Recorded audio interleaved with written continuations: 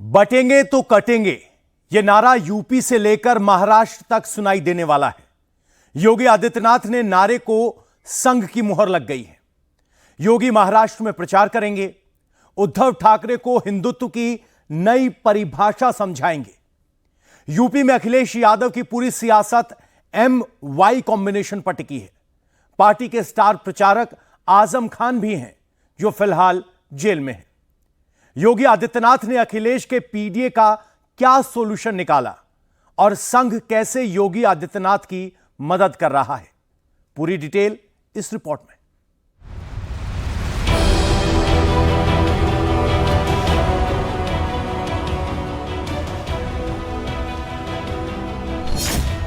UP की laboratory में बटोगे तो कटोगे का सेकंड एक्सपेरिमेंट शुरू हो चुका है।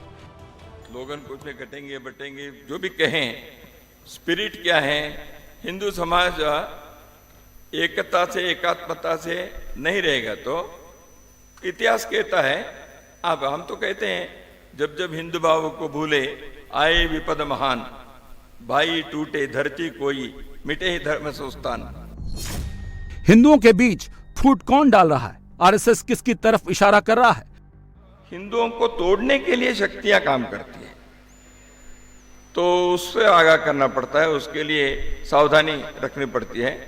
वो कई प्रकार की शक्तियां हैं, तो वो हिंदू को जाति के नाम पर तोड़ेंगे, विचारधारा के नाम पर तोड़ेंगे और किसी नाम पर जोड़ेंगे, तो उसको हमें सावधान रहना पड़ता है। उपचुनाव जीतने का फॉर्मूला सेट हो गया है। क्या महाराष्ट्र में भी इसका असर होगा?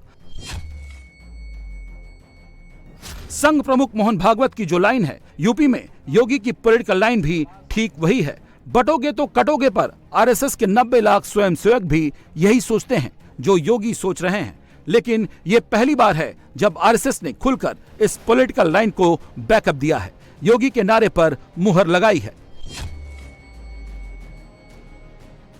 हम जाति भाषा प्रांत के अगर पिछड़ा भेद से हम करेंगे तो हम कटेंगे। तो इसलिए एकता आवश्यक है किसी भी राष्ट्र के, राष्ट्रीय एकता। दूसरी बात यह है कि हम ऐसे बनाए रहें तो समाज में इसके लिए केवल एक उपदेश से होता तो अब तक हो जाता, प्रयत्न करना पड़ता है, उसके लिए आचरण में लाना है। अच्छी बात है, आज बहुत सारे धार्मिक और बाकी क्षेत्र के लोग इसको अनुभव से समझ रहे हैं और उसका स्वागत भी कर रहे हैं। इसलिए हिंदू समाज की एकता ये संघ के जीवन व्रत है। हम इसका आग्रहपूर्वक कहेंगे और उसके लिए करेंगे भी। और हिंदू एकता लोक कल्याण के लिए है।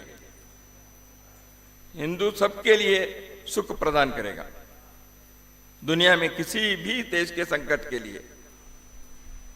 तो इसलिए हिंदू एकता आवश्यक है, अपने को भी बनाए रखना, बचाए रखना और दुनिया को भी मंगल करना। इसलिए हम हिंदू एकता चाहते हैं, इसमें कोई दो मत नहीं, दो राय नहीं। सीएम योगी ने पहली बार इसी साल 27 अगस्त को आगरा में कहा था, राष्ट्र से बढ़कर कुछ नहीं, राष्ट्र तभी सशक्त होगा जब हम एक होंगे, बटेंगे तो कटेंगे, एक रहेंगे तो नेक रहेंगे। इसके बाद प्रधानमंत्री मोदी ने 5 अक्टूबर को महाराष्ट्र के ठाणे में कहा, अगर हम बटेंगे तो बांटने वाले महफिल सजाएंगे। और अब आरएसएस ने भी योगी आदित्यनाथ के नारे को बैक कर दिया है। यूपी में 9 सीटों पर होने वाले उपचुनाव के जरिए बीजेपी अपनी पॉलिटिकल लाइन का फाइनल टेस्ट कर रही है। इस फाइनल टेस्ट का टारगेट 2027 या 2029 नहीं है, इसका टारगेट 2047 तक की पॉलिटिकल लाइन लेंथ पर वोटर का अप्रूवल लेना है। ब्रिटिश काल में भारत के लोग धर्म के आधार पर बटे, आजादी के बाद कैटेगरी के आधार पर बटे। अब तीसरा प्रयोग कांग्रेस अखिलेश जाति के आधार पर कर रहे हैं। अखिलेश यादव ने पीडीए का नारा दिया, यानी पिछड़ा, दलित और अल्पसंख्यक, यानी उन्हें सिर्फ इन तीनों के ही वोट चाहिए क्योंकि इनकी संख्या अधिक है, इनकी सियासी ताकत ज्यादा है। इतिहास में कई बार ऐसा हो चुका है कि जिसने तोड़ने की सियासत की, सत्ता उसे मिल गई। लेकिन अभी तक ऐसा नहीं हुआ है कि तोड़ने की सियासत की कोई पॉलिटिकल कार्ड ढूंढी गई हो। ऐसा पहली बार हो रहा है जब जातियों में बांटने के नैरेटिव की धार को दूसरी पॉलिटिकल लाइन पकड़कर कुंद की जा रही है, और यूपी में योगी यही कर रहे हैं। Yogi Adityanath law and order की बात करते हैं, महिला सुरक्षा की बात करते हैं, माफिया मुक्त यूपी की बात करते हैं और इन्हीं तीनों के साथ हिंदुत्व को लेकर जनता के बीच वोट मांगते हैं। यही रामगढ़ ताल, परिवर्तन यही होता है। जो परिवर्तन जिसके बारे में लोग कहते हैं कि क्या परिवर्तन है, तो परिवर्तन यही है कि आज से 10 वर्ष पहले इसी रामगढ़ ताल में गोरखपुर और पूर्वी उत्तर प्रदेश के सभी प्रकार के अपराध होते थे, इसके आसपास के क्षेत्र में होते थे। और आज यही रामगढ़ ताल लोगों के आकर्षण का केंद्र भी है और खेलकूद की गतिविधियों को आगे बढ़ाने का भी एक बेहतरीन डेस्टिनेशन बन चुका है। यूपी में 9 सीटों पर होने वाले उपचुनाव के नतीजों का सरकार पर कोई असर नहीं होगा, लेकिन 2027 पर इसका बड़ा इम्पैक्ट पड़ेगा। सिर्फ यूपी में ही नहीं, दूसरे राज्यों में होने वाले चुनाव पर भी असर देखने को मिलेगा। यही वजह है कि बीजेपी यूपी के चुनाव को राष्ट्रीय चुनाव की तरह लड़ रही है, हिंदुओं को जोड़ रही है, क्योंकि हिंदू जुटे तो जातियां ऑटोमेटिक जुड़ जाएंगी। जातियों के हटने का नुकसान 2024 के लोकसभा चुनाव में बीजेपी देख चुकी है। इंडी अलायंस आरक्षण और संविधान वाले नैरेटिव बनाने में कामयाब हो गया, जिसकी वजह से दलित और पिछड़ों के वोट बीजेपी को नहीं मिले। 2024 के लोकसभा चुनाव में योगी आदित्यनाथ हिंदुओं को जोड़ने की बात करते रहे और समाजवादी पार्टी और कांग्रेस गठबंधन की पूरी स्ट्रेटजी जाति को तोड़ो वोट को जोड़ो पर रही। पीडीए का नारा चल गया और इंडी अलायंस को 43 सीटें मिल गईं। बीजेपी लोकसभा चुनाव वाली गलती यूपी के उपचुनाव में नहीं करना चाहती, इसीलिए वो जाति को लेकर सामाजिक समीकरण तक साध रही है, हर उस गलती को सुधार रही है जो लोकसभा चुनाव में हुई थी। बटोगे तो कटोगे वाले नारे से योगी ने उपचुनाव जीतने का फॉर्मूला सेट कर लिया है और अगर ये फॉर्मूला यूपी में चलता है तो इसका असर महाराष्ट्र और झारखंड में भी हो सकता है। बीजेपी ने यूपी उपचुनाव में 8 सीटों पर अपने प्रत्याशी उतारे हैं। इसमें 4 ओबीसी, 2 ब्राह्मण, 1 राजपूत और 1 दलित प्रत्याशी को टिकट दिया है, जबकि समाजवादी पार्टी की लिस्ट में 4 मुस्लिम, 3 ओबीसी और 2 दलित हैं। यानी समाजवादी पार्टी की पूरी लिस्ट पीडीए पर बनी है, लेकिन अखिलेश यादव जिस पीडीए के ए का मतलब अल्पसंख्यक के साथ अगड़ा समझाते थे, उनका नाम कहीं नहीं। मैं समझती हूँ कि जो समाजवादी पार्टी की विचारधारा है और जो सभी समाज को लेके चलने की जो आज बात हो रही है, तो कहीं ना कहीं ये लोग बात तो करेंगे लेकिन कोई कार्य नहीं करेंगे। ये लोग जातिगत जनगणना नहीं कराएंगे, जिसकी लगातार मांग रही है सरकार द्वारा। और मेरा मानना है कि आने वाले उपचुनाव में तरल से ही नहीं, पूरे प्रदेश में जहाँ 9 सीटों पे चुनाव हो रहे हैं और जहाँ 10वीं सीट पे चुनाव कराने की बात ये लोग नहीं कर पा रहे हैं, तो 1 नेशन 1 इलेक्शन की बात करते हैं, वो एक विधानसभा में साथ में चुनाव नहीं करा पा रहे हैं। तो इनकी दोगली बातों को दर्शाने वाला काम है।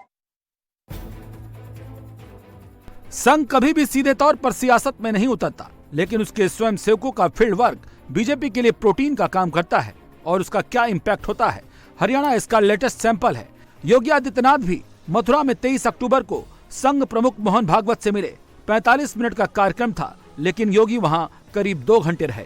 औपचारिक रूप से चर्चा तो प्रयागराज में होने वाले महाकुंभ की हुई, लेकिन उपचुनाव में संघ का क्या रोल होगा, यूपी में जीत का फॉर्मूला क्या होगा, योगी को बता दिया गया। आरएसएस यूपी में अधिक से अधिक वोटर्स को बीजेपी के साथ जोड़ने का काम करेगी। संघ नुक्कड़ सभाओं, छोटे ग्रुप के साथ बैठक, डोर टू डोर कैंपेनिंग, बेहतर बूथ मैनेजमेंट की जिम्मेदारी संभालेगी।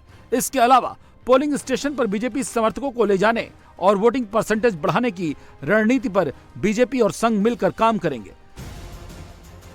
संघ के एजेंडे में यूपी टॉप प्रायोरिटी पर है और मुख्यमंत्री योगी आदित्यनाथ संघ की पहली पसंद हैं, क्योंकि योगी की वर्किंग स्टाइल वही है जैसा आरएसएस चाहती है। आए थे, उन्होंने अखिल भारतीय पदाधिकारी सबके साथ बैठे भी थे। मुख्य रूप से आने वाले जो कुंभ है प्रयागराज में, उस कुंभ के पिछले कुंभ जो हुआ था उसके बहुत प्रशंसा हुई थी, बहुत अच्छा है। उन्होंने कहा हम तो 1 साल ही हुआ था सत्ता में आकर, अभी हम तो अनुभव भी आ गया प्रशासन के भी और कुंभ के आयोजन के भी, इसलिए अभी इस कुंभ को पिछले से भी अधिक सार्थक और यशस्वी बनाने के लिए योजना ऐसे बनाए हैं। तो इसलिए ऐसे जो धार्मिक नेतृत्व है दक्षिण भारत में, लिंगायत पीर साहब है या और कहीं दूसरे प्रकार के हैं, वो सभी लोग आना चाहिए। ये कुंभ ऐसे एक है, इसलिए उन सब के आप भी अपने संपर्क से उन लोगों को निमंत्रण देने के लिए हम सरकार यहाँ उन सबका स्वागत करते हैं। 2024 लोकसभा चुनाव में जाति बढ़ गई थी, उसके बाद हिंदुओं से गलती हो गई वाला नैरेटिव खूब चला और बांग्लादेश में हिंदुओं के साथ हुई हिंसा ने बीजेपी के बटोगे तो कटोगे के नारे को और ज्यादा मजबूत कर दिया। आरएसएस इन मुद्दों को हिंदुओं के बीच में रखकर हिंदुत्व के मुद्दे को तेजी से आगे बढ़ाने के प्लान पर काम कर रही है। बीजेपी के साथ संघ के रिश्तों को लेकर खूब चर्चा हुई, लेकिन हकीकत यह है कि संघ के एजेंडे में हिंदुत्व भी है और बीजेपी भी। हालांकि राहुल गांधी को लेकर आरएसएस क्या सोचता है ये भी सामने है। फैमिली मैटर को सार्वजनिक करना है क्या? फैमिली मैटर कहा है कि हम सार्वजनिक संगठन है, इसमें कोई नहीं। पहली बात, ऐसे कोई खींचातानी वगैरह हमारे किसी के साथ नहीं है। देखिए मेरा कहना इतना ही है, कोई ऐसे नहीं है, खींचातानी नहीं है, कोई संघ के वगैरह वो सब ऐसे नहीं है। उनके स्पिरिट को भी हमने समझा है। उन्होंने कहा संघ पर निर्भर होकर अपने को काम करना नहीं है। हर संगठन अपने ताकत बढ़ानी चाहिए। संघ को ठेका दे दिया आप इलेक्शन का काम करो, ऐसा हम करें। वो कहते समय उन्होंने कहा होगा हमको कोई, हमें कोई कहा लगा ही नहीं। हमारे एक भाई ने कहा हमको कुछ लगा ही नहीं है। आप नफरत के बाजार में मोहब्बत की दुकान चलाना चाहते हो, हमसे मिलना नहीं चाहते हैं।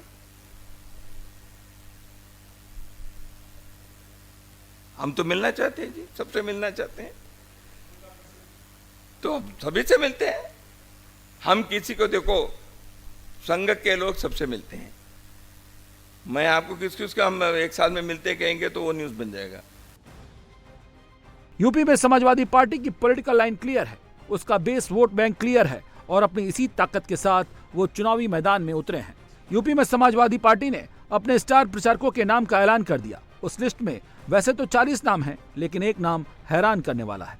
सपा के स्टार प्रचारकों में आजम खान भी शामिल हैं, जो कि फिलहाल जेल में बंद हैं।